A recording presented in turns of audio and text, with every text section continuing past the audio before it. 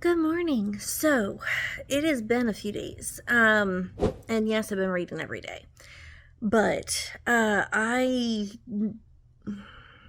it's been a struggle, seriously. So, I started Impossible not long after the first, so probably on the second to the third.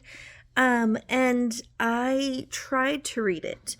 I was aware it was a dark romance, and it had a lot of triggering things going about it, PTSD among one of them, and then there's also the trigger of food disorders and such. And I tried to read it, and it's an Omegaverse one as well, but I couldn't get past 30% of it. It is just way too dark for me. So if you're into that, it might be for you, but I could not get past it enough to even have the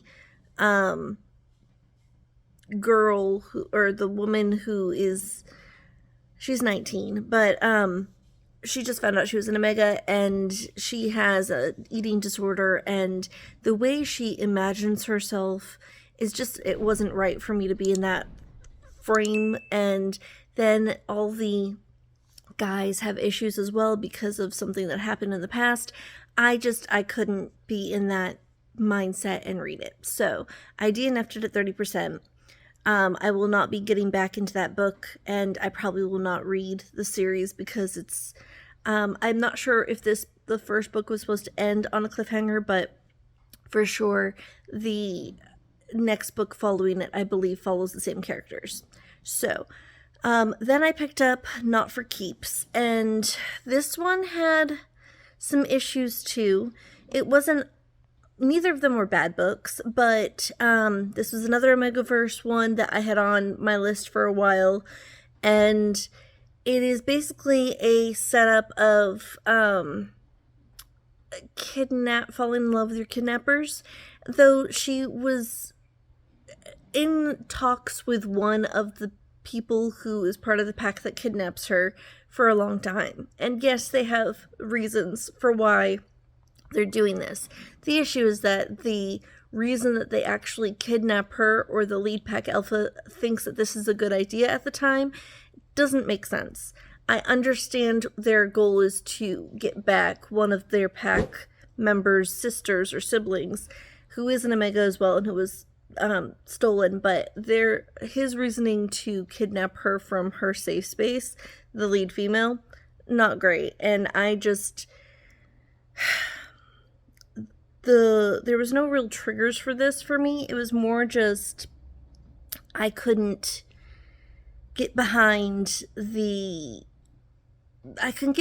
one of the pack members as being the alpha for her, and I didn't really like how the plot was going. So I DNF'd that at 58% in. And then I started yesterday Carnal Court. It's a complete box set situation. I'm only on book 1, which is Fevered. And for the full box set, I'm at 16% of the way in. Technically, I'm on page, for the box set, they say that there's like 1,117 pages. I'm only on page 180.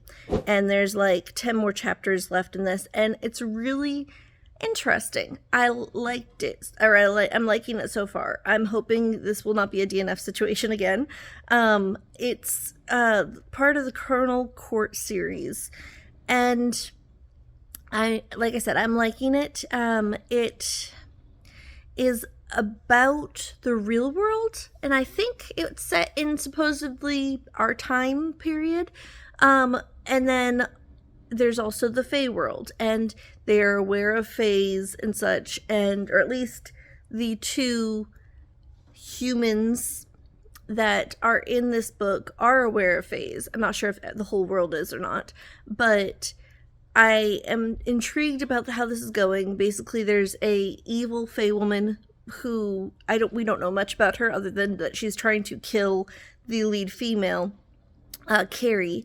And then her love interest who is human was there to kind of help her out, and around the same time 3 fae guys who are from the Carnal Court helped out as well, and they're trying to keep her alive to get her to the Carnal Court to be able to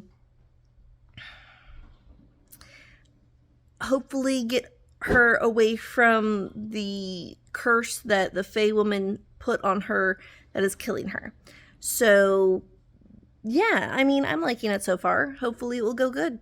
So it was a lot of misses this past weekend for me book-wise. Hopefully this week will go well. I'm not sure if I'm going to have time to finish this book today or not, but I will be reading a bit more. And yeah, I hope you're doing well. What are you reading? Let me know.